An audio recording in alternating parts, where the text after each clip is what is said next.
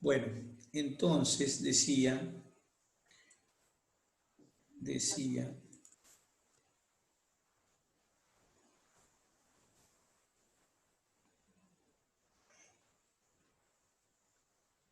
ahí está. Lo que decía era que el propio alimento es, de hecho, estímulo, el propio alimento y el pH que se genera es ese estímulo para que la secreción clorhídrica aumente o disminuya. O sea que es justo el alimento el que va regulando de acuerdo a su acidez, que a su vez depende de lo que neutralice o no de ácido clorhídrico, lo que va regulando en parte la secreción gástrica. Bueno, entonces, ¿qué es lo que pasa dentro del estómago? Ahora, ¿cómo se regula la secreción gástrica general? Es decir, ¿cómo se regula la secreción de enzimas y ácido? Bueno, ahí tenemos lo siguiente. Cuando nosotros hablamos de regulación gástrica, de la secreción del estómago, tenemos que dividir la secreción gástrica en 3 fases o etapas. O sea que la secreción gástrica tiene 3 fases. La primera fase se llama fase cefálica. La segunda fase se llama fase gástrica. Y la tercera fase se llama fase intestinal. Esas 3 fases son las que regulan, o son las 3 fases de regulación de la secreción gástrica. La primera fase es la fase cefálica. ¿Qué significa cefálica? Cefálico se dice que es lo que es referente a la cabeza. Efectivamente, la fase cefálica está relacionada con estímulos que se generan en el propio encéfalo, es decir, en el sistema nervioso central. Antes que comamos o inclusive sin tener relación alguna con el alimento, nuestro cerebro, nuestros órganos que están justo debajo del cerebro, que es el tronco encefálico, donde se encuentra el bulbo raquídeo que ya conocemos, por lo menos de nombre, en ese encéfalo es donde se origina el estímulo para la secreción gástrica antes de que el alimento llegue al estómago o incluso, repito, aunque el alimento no tenga relación con el estómago. ¿Qué quiere decir esto? Quiere decir que, por ejemplo, llegan las 8 de la noche, por ser ahora, las 8 de la noche, y por ahí no comieron en todo el día mucho, almorzaron hace, no sé, 6 horas, 7 horas, y entonces empiezan a sentir sensación tal vez de hambre. Dicen, bueno, tengo un poco de hambre, o tal vez no lo sienten, pero de repente huelen y sienten el olorcito de, no sé, de la carne que está en el horno. Ese olor, ustedes no pusieron nada en el estómago, solamente sintieron un olor. Bueno, ese olor puede ser un estímulo para la secreción gástrica. O no hace falta que vean, que huelan por ahí. Ustedes están ahora mirando ahí la pantalla, están mirando la pantalla y de repente dan vuelta la cabeza y al lado de ustedes en este momento hay alguien que está comiéndonos un pedazo de torta. Ese puede ser un estímulo visual. O sea que hay estímulos que no tienen por qué ser ni siquiera comida en el estómago. O bien, puede pasar que, por ejemplo, diga, bueno, ¿saben qué? Ahora antes de terminar la clase vamos a hacer el primer examen. Y entonces empiezan a secretar ácido clorhídrico sin necesidad de algo que tenga ni siquiera que ver con el alimento. O no, por ahí se empiezan a reír. Bueno, pero pongámosle que no se ríen y dice, uy, che, mirá, qué bárbaro, a tomar ahora el examen, no avisó nada, este tipo, bueno. O sea, esa preocupación, bueno, puede ser estímulo también para secreción gástrica. Una situación determinada. Quiere decir que la fase cefálica comanda la secreción del estómago. Es decir, el cerebro comanda la secreción del estómago. Hoy tiene fase gástrica, fase cefálica, fase intestinal. La fase gástrica entonces es principalmente nerviosa. ¿Está bien? Hay un estímulo, que puede ser alimentos, olores, representaciones mentales, situaciones de estrés o lo que fuera, que genera una descarga en el bulbo raquídeo, una descarga, los cuerpos neuronales del bulbo raquídeo tienen axones que por vía vagal, vía nervio vago, que es un conjunto de axones, llegan al estómago. Esos cuerpos tienen llegada al estómago a través de sus axones, por vía vago, porque forman parte del nervio vago, y en el estómago descargan, y esa descarga se traduce en aumento de la secreción gástrica. O sea que el estómago estaría secretando por estímulo vagal en esta fase cefálica. Está muy relacionada muchas veces con el hecho de el estar por comer, el pensar ya en la comida, el representársela, el estar por sentarse a comer, uno ya empieza a fabricar entonces ese jugo gástrico, que tiene esas enzimas, ese ácido clorhídrico. Casualmente, esta fase cefálica incluye la secreción salival también. Luego viene la fase gástrica, bueno, ahí está el aumento de la secreción gástrica, y por supuesto el estómago se mueve porque está preparándose para recibir alimento en ese caso. La fase gástrica tiene dos componentes, un componente nervioso y un componente hormonal.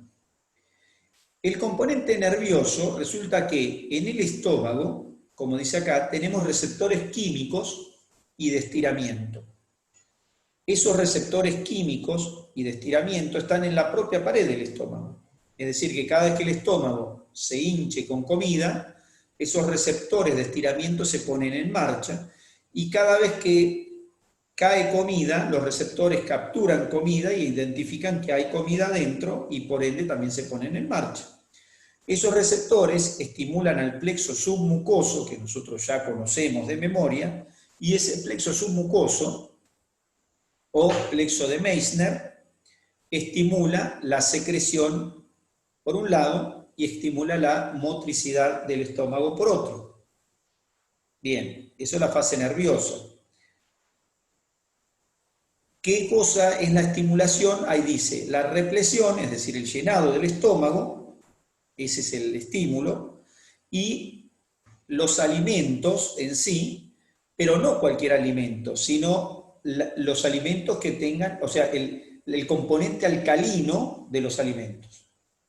Entonces, el componente alcalino del alimento y la represión o llenado estimulan la secreción gástrica.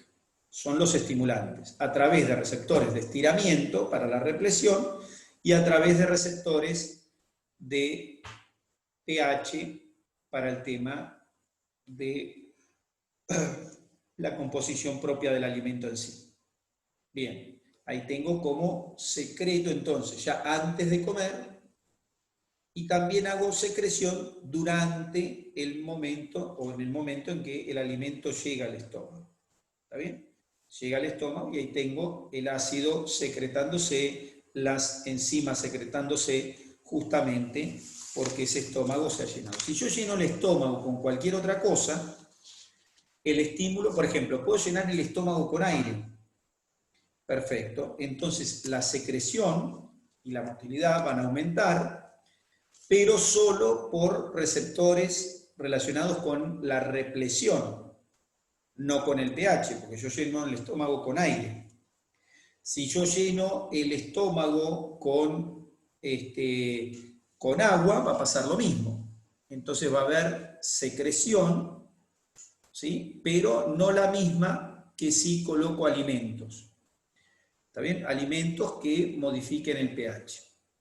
Eso Entonces, las dos cosas promueven la secreción total. Pero además, hay hormonas, dentro de las cuales la más importante, ahora veo lo de la, bueno, está bien, acá aclaro una cosa, que es que la estimulación es por este pH aumentado y la inhibición, lo que decíamos recién, el pH disminuido o el vaciado del estómago, inhiben la secreción y la motilidad gástrica. Lo que decíamos hace un ratito, es decir, el propio alimento modula la secreción del estómago. Y luego tenemos las hormonas, dentro de las cuales la más importante es la gastrina, ¿está bien? Que la secretan las células G del antro, que nosotros ya las vimos. Entonces, esas células G secretan gastrina. ¿Por qué secretan gastrina? También por distensión y principalmente por presencia de péptidos, o sea, de sustancias proteicas en el estómago. Las sustancias proteicas y la distensión del estómago estimulan la parte de acá abajo, acá, esta parte, para que secrete gastrina. ¿Qué hace la gastrina? La gastrina por vía sanguínea, la gastrina no cae a la luz del órgano, pasa a la sangre y por medio de la sangre toma contacto con las células parietales, y las principales, pero principalmente con las parietales del resto del estómago, y estas aumentan su secreción. También la gastrina estimula el músculo liso del estómago para que éste se contraiga. Conclusión, tengo la fase gástrica. En la fase gástrica tengo un componente nervioso relacionado con los plexos locales, plexos submucosos, y un estímulo hormonal relacionado también con unas células locales, que son las células G, que secretan gastrina. Solo que el estímulo nervioso es trabajado por neuronas y el estímulo hormonal es trabajado por células G. Conclusión, tengo modificación de la secreción y la motilidad. Con respecto a la tercera fase, es una fase netamente inhibitoria, que es la fase intestinal. La fase intestinal es para disminuir la secreción y la motilidad.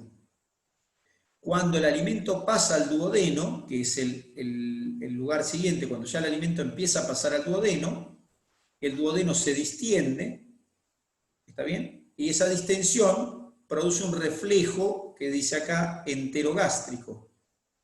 ¿Qué es un reflejo? Un reflejo es una respuesta casi inmediata o una respuesta rápida ante un estímulo determinado. Todo el mundo conoce, por ejemplo, si uno le hablan de reflejo, no los del pelo, no hablamos de reflejo del pelo. Si uno dice, bueno, ya de por sí la gente dice, uy, mirá qué buenos reflejos, porque no sé, le cayó un papel y pum, puso la mano ahí en el papel y lo agarró. Qué buenos reflejos. Bueno, reflejo es una respuesta a un estímulo. Todo el mundo conoce el reflejo del tendón rotuliano, por ejemplo, que uno se sienta en la rodilla, le pegan en el tendón rotuliano y se levanta la pierna. Bueno, eso es estimular un tendón y generar una respuesta refleja. Bueno, acá la respuesta refleja consiste en que la distensión del duodeno genera una disminución de la secreción y motilidad del estómago. Quien modula esto son los plexos submucoso y de Meissner. O de Meissner y el plexo mioentérico o de Auerbach. O sea, los dos plexos regulan ese reflejo enterogástrico y entonces se disminuye la secreción y la motilidad. Pero además, el intestino fabrica una serie de hormonas, que acá tenemos algunas.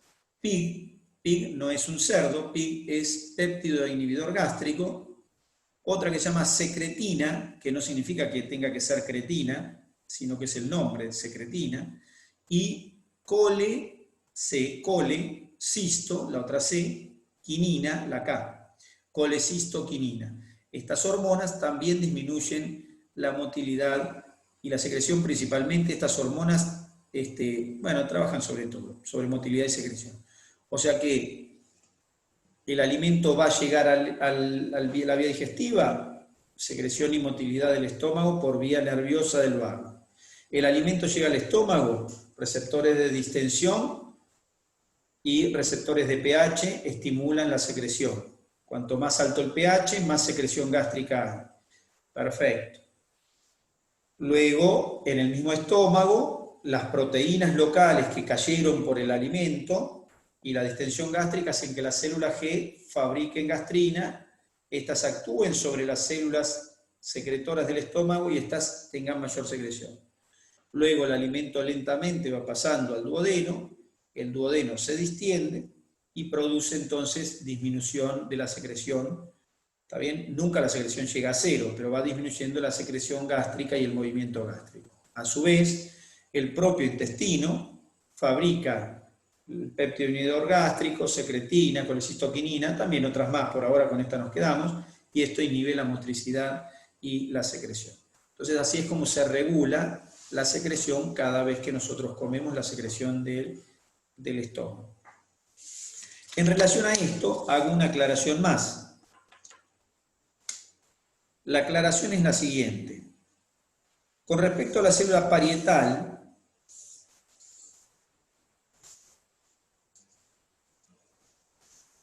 la célula parietal, ¿sí?, es capaz de secretar ácido clorhídrico, protones. Bueno, secreta protones, que ya sabemos de dónde salen, porque eso es lo que vimos recién, se intercambian por potasio, pero ya sabemos de dónde salen los protones, pero los protones estaban dentro de la célula. Bien, los protones están dentro de la célula y se escapan hacia afuera. Ahora, para que esto suceda, para que suceda esto, el estímulo se produce o comienza del otro lado de la célula con el estímulo de 3 receptores posibles.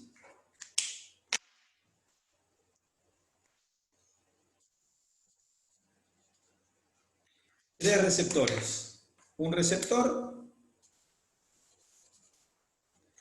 ahí está. O sea que para que se produzca la secreción gástrica, para que se produzca la secreción de ácido clorhídrico, el comienzo del estímulo para que esto se produzca está del otro lado. Hay 3 receptores diferentes. Un receptor de acetilcolina, otro receptor de gastrina y otro receptor de histamina.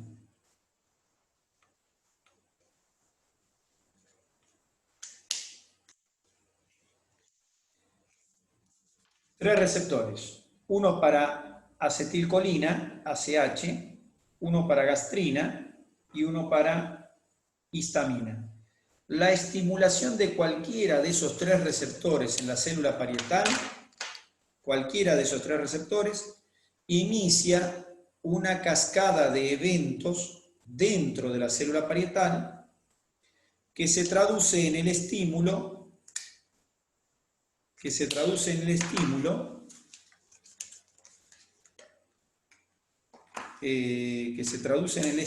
de la bomba de protones.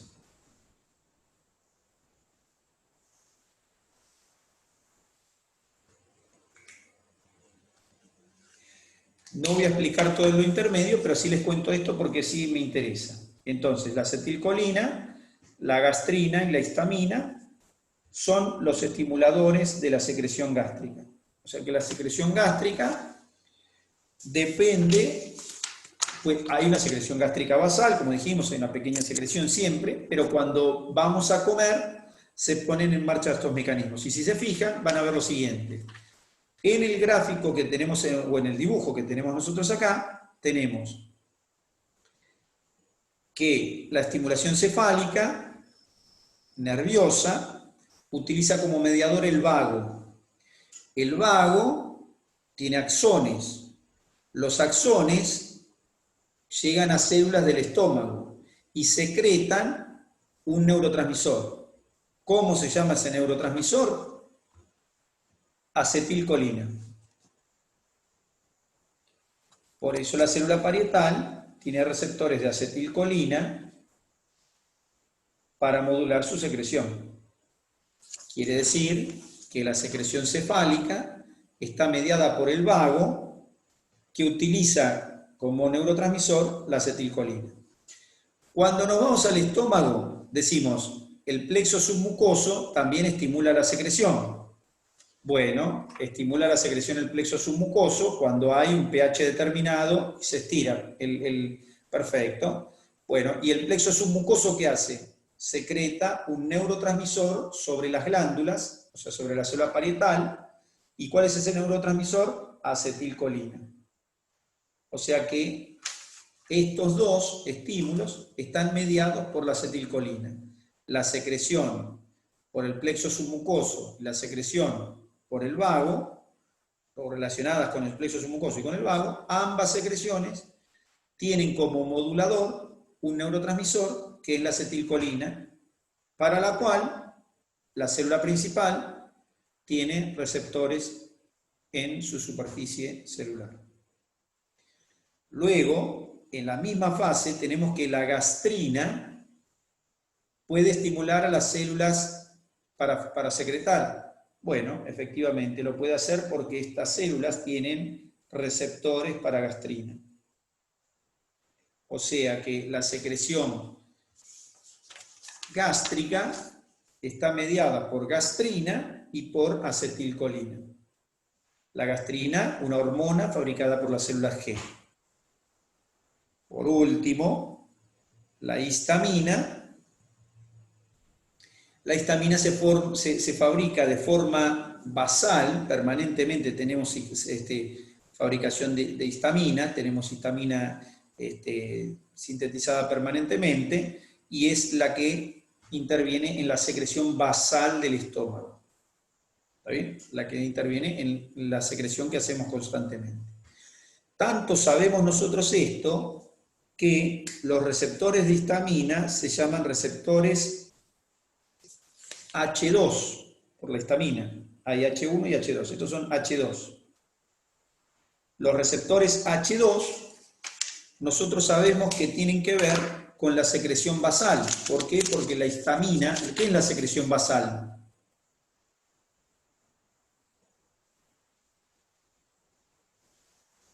¿A quién se le ocurre qué puede ser la secreción basal? Como la secreción que está siempre, la básica. Exacto, la de base, la basal. Exacto. Secreción de base. Pregunto porque para ahí parece, yo estoy hablando de esto y para ahí si no lo entienden, parece que nada. Secreción basal es la que hay de base. Tanto sabemos que la histamina se secreta, la histamina es un estímulo para la secreción basal, que nosotros podemos darle a las personas inhibidores o bloqueantes del receptor H2. ¿Qué va a pasar si a una persona le doy bloqueantes del receptor H2?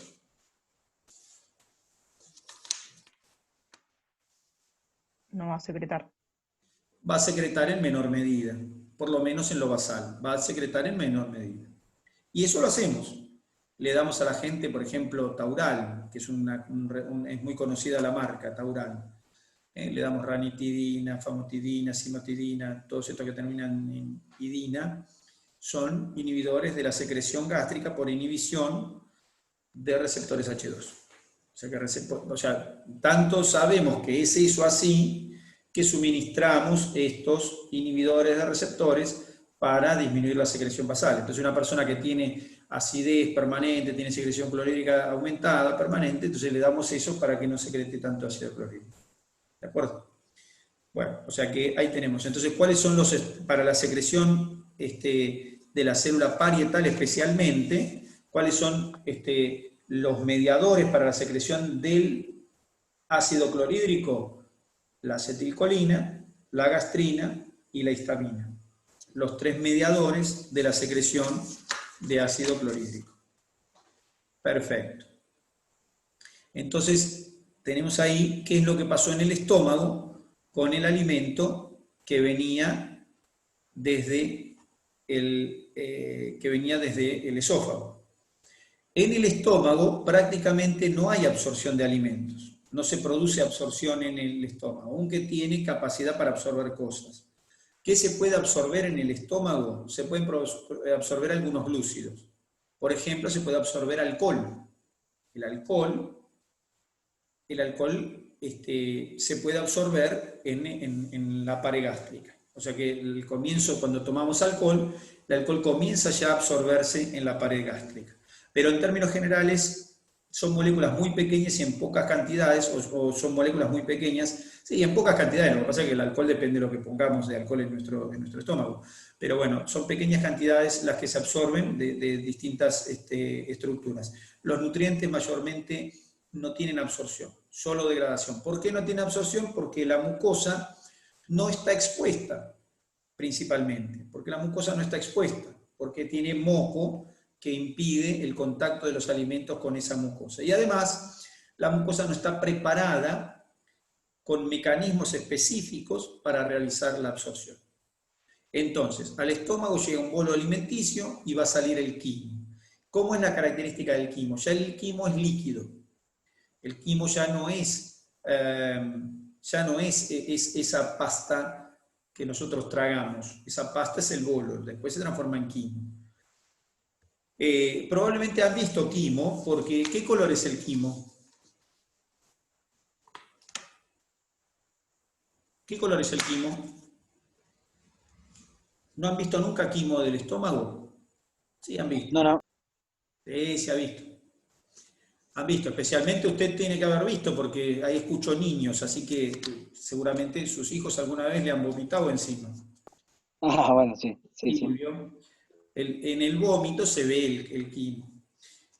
Todos hemos vomitado alguna vez o vimos a alguien que vomitara. Se puede vomitar, lo que se vomita en términos generales es el contenido gástrico. Entonces, primero el contenido alimentario, por supuesto, leche o lo que haya comido, un pedazo de lo que fuera, vomita. Pero ya después los vómitos subsiguientes, cuando uno no come, son pequeñas cantidades justamente del ácido y lo que está, el poquito del resto de alimento que queda, que es como el quimo. Ese es el ácido gas, el jugo gástrico, tiene ese color, es un color verde clarito, y el quimo tiene un color parecido, pero con cositas. Es como cuando come algo no digerido del todo y vomitamos, no la primera, porque por ahí salen pedazos de cosas, pero después los vómitos siguientes son ese quimo que tiene un color verdoso, verde clarito.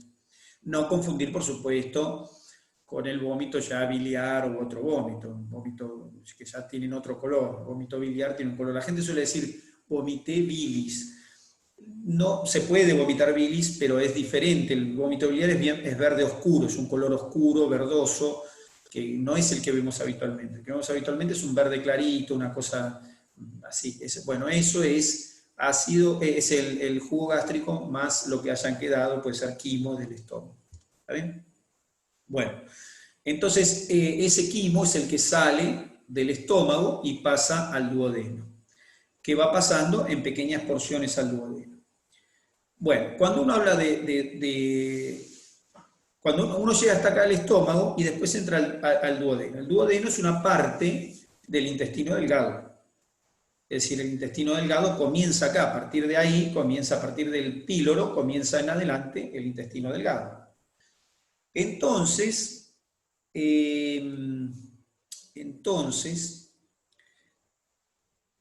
hay que hacer algunas aclaraciones del intestino delgado. Claro, hay que hacer algunas aclaraciones del intestino delgado.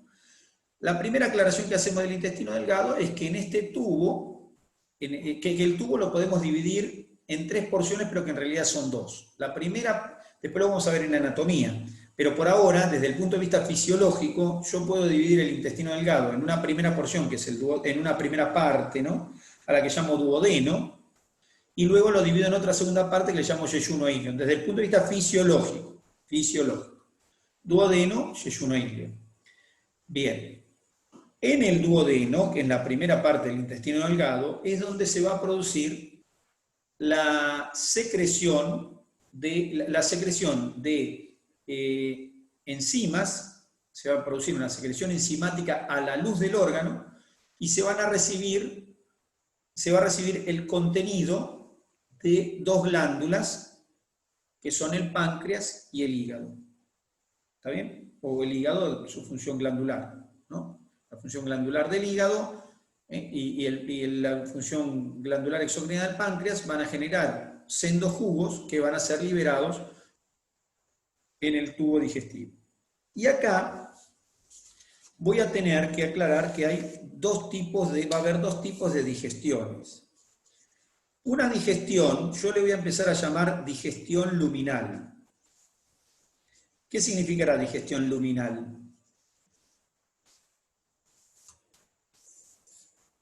La luz.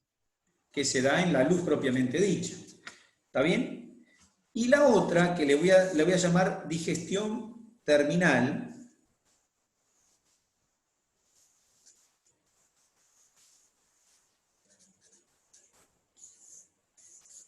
la digestión luminal se produce en la luz y la digestión terminal también. No, sí, se producen las dos en la luz, pero la digestión luminal se va a producir en la luz propiamente dicha, mientras que la digestión terminal es la que le voy a llamar a la que se produce en la cercanía de la pared, en la cercanía de la pared del órgano. ¿Qué quiere decir? El órgano, bueno, lo voy a hacer así, vamos a hacer así.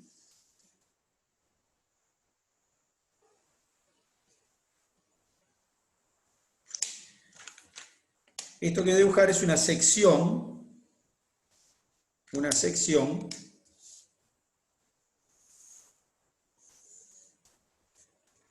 de duodeno, de una sección, perdón, de intestino. Y en esa sección de intestino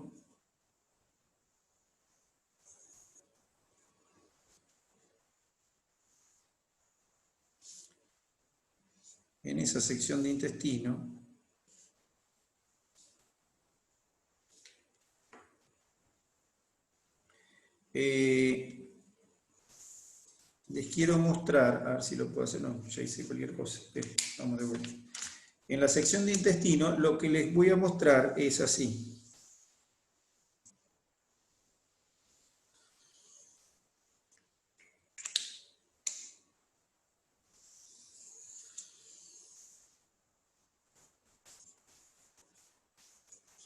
Esto es bien esquemático, porque en realidad después vamos a ver que no es esto exactamente, pero lo que les quiero mostrar del esquema es esto, es el significado de esto. Entonces, tengo así, tengo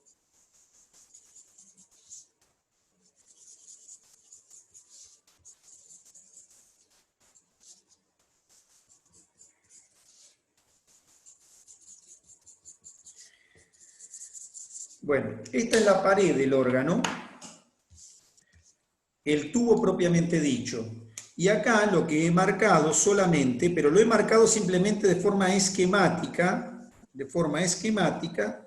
lo que les muestro es lo siguiente. Les muestro las células columnares que forman el epitelio. Por debajo de esas células que forman el epitelio voy a encontrar la lámina propia, que acá no está dibujada, la muscularis mucosae, que no está dibujada, después voy a encontrar la submucosa y etcétera, por debajo de esto. ¿Está bien? O sea que la pared del órgano con sus 4 capas, o sea que acá pongo 4 capas. Bueno, perfecto, las 4 capas, acá están las 4 capas. No me importan las 4 capas ahora, están acá. Me interesa que el epitelio, que acá tampoco está plegado ni nada, no importa, yo estoy dibujando el epitelio, pero el epitelio tiene una cosa verde que estoy viendo ahí. Tiene como una capa verde. Esa capa verde no es un moco, pero podría yo compararla con un moco. No es un moco, es una estructura que se llama glucocálix, así se llama, glucocálix o glucocáliz. Ese glucocálix o glucocáliz es justamente una porción de, perdón, no es una porción, es una estructura que tiene justamente mucopolisacáridos y agua, en la cual voy a encontrar las enzimas de digestión terminal. O sea que la luz sigue estando acá, luz. Luz. La digestión terminal se va a producir en la luz, en toda esta zona que estoy sombreando de color rojo. En cambio, la digestión terminal también es en la luz, porque está fuera de las células del intestino. Pero ahora, en este caso, la digestión se va a producir en este sector verde, en esta franja verde. O sea que una digestión se va a producir acá en la luz, propiamente dicha, y la otra también en la luz, pero solo que en el glucocáliz. ¿Está bien? Las dos van a estar en la luz, sí, porque para salir de la luz me tengo que meter al enterocito, que ya es parte de la mucosa. Esto es como una cobertura de la mucosa. Entonces, la degradación, entonces en el intestino va a empezar a pasar que hay una degradación luminal, que es la que se produce en la luz, y una digestión terminal.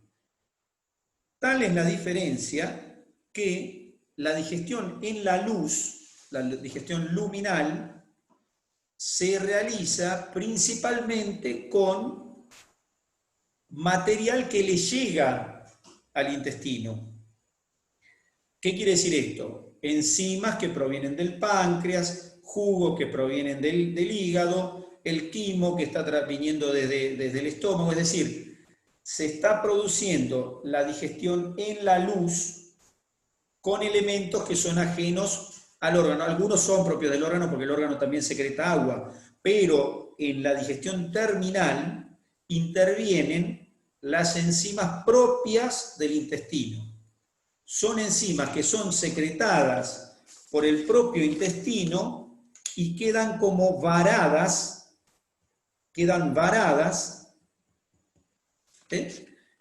las enzimas quedan varadas en el glucocáliz, ahí. ¿Está bien? Que también está en la luz, por supuesto, pero está en la luz pegada al órgano, pegada al epitelio.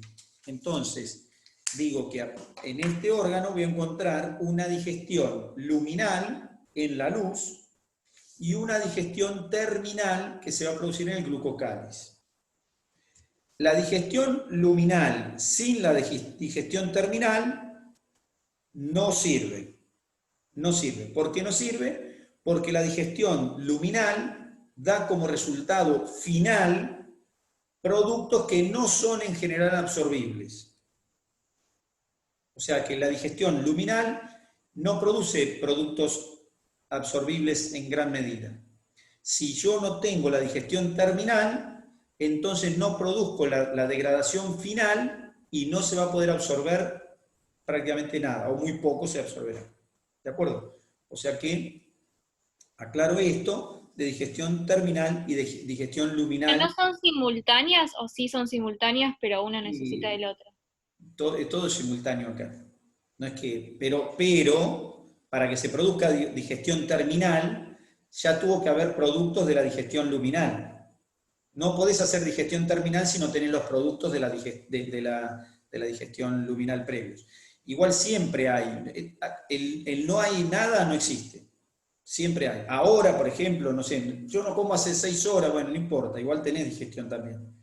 Porque se digieren cosas permanentemente. Y las enzimas del intestino, estas que están atrapadas, estas están siempre también. No es que esto... Y se producen a la par, por supuesto, porque una se va haciendo, es como decir un edificio. Pues sí, bueno, ¿y qué? ¿Están haciendo las paredes solamente y nadie pone un ladrillo? Uno está poniendo el cemento, entonces no hay quien pone el ladrillo. No, sí, mirá, el tipo está poniendo el cemento y otro está poniendo ladrillo. Pero que a la vez, y sí, porque hay uno que van a la altura del ladrillo, otro a la altura del cemento, de acuerdo, no sé, al piso que esté, o lo que fuera. Acá, que se produzca único en una cosa así, secuencial, puntual. Nosotros estudiamos las cosas secuenciales, pero no suceden así. En la biología no sucede así. Nada sucede así. O sea que una depende, o sea,